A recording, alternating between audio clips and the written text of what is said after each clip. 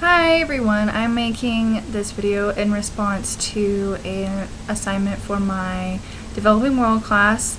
It's a response to PBS's Time for School 3 Part 1 video and part of the series.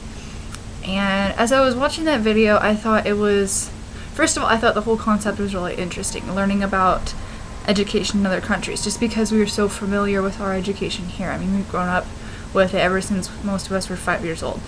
And it's really curious being in school right now to learn how school is for kids in other countries. So in this video they talked about 4 major countries, which included Brazil, Afghanistan, India, and Japan. And starting off with Brazil, I'll just go through the countries and just explain what I thought was interesting about each one. So the little boy from Brazil, it was interesting to me how the response from his mom, especially, saying that like his mom was kind of afraid for him to both go to school and not go to school, because she was afraid that he would drop out and join a gang or something and just completely lose track of his education because he thought it would be too hard. And I just felt like that was interesting, how big of an impact that gangs and dropouts have, especially at that age of children. Like, as they progress, they can get influenced in it so early. The second country was Afghanistan. And Afghanistan really struck me because like the Taliban provides such a problem for the children going to that school, and especially the little girl was kind of afraid to walk even in the group that she was in to go to school, even though she really wanted to go to school, but it was just so dangerous because the Taliban believed that the women shouldn't gain more education because they would kind of gain more, I guess, power, and the Taliban was just afraid of the power that women may have. And it was crazy that they had to have such restrictions on schooling. They had to have a security in the school because there could be bombs within the school and people's bags and everything. And that just made me really rethink my school life and how in the United States, and we don't really have that problem, and how much this whole video just like made me reflect on my schooling time and just how much I appreciate the school and the opportunities that are given to us within the United States.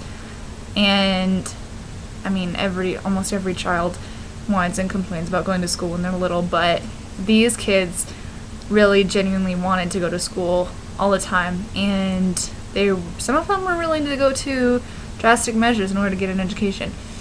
Going on in India, it talked about the little girl said that she had to go to night school because a lot of the children had to work on the farm during the day. I mean, they were so centralized in farming and agriculture within their family that they had to go to school at night just because they were needed so much during the day with their families. And I mean, those kids worked a lot more than I know I did when I was little, like between going to school at night and working on a farm all day.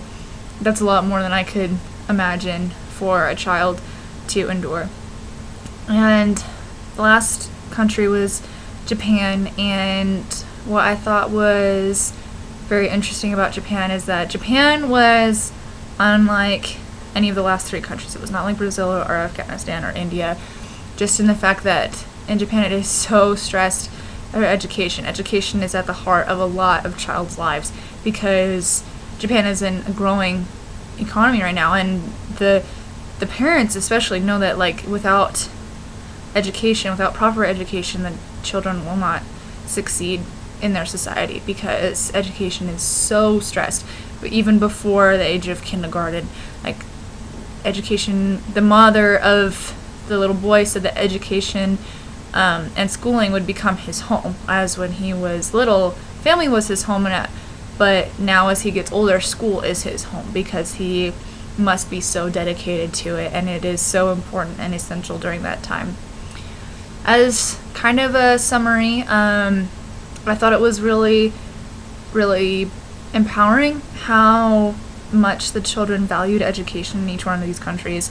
I mean, all of them were so dedicated to what they wanted to do, even though some of their means couldn't allow for them to continue school. For example, the little girl in India had to drop out of school because she had to help with her family on the farm. Even through that, all of the kids realized the value of education, and I found that really touching to know that even at such a young age, the kids still wanted to go get an education as hard as they could. So thank you guys, that's what I thought of the video.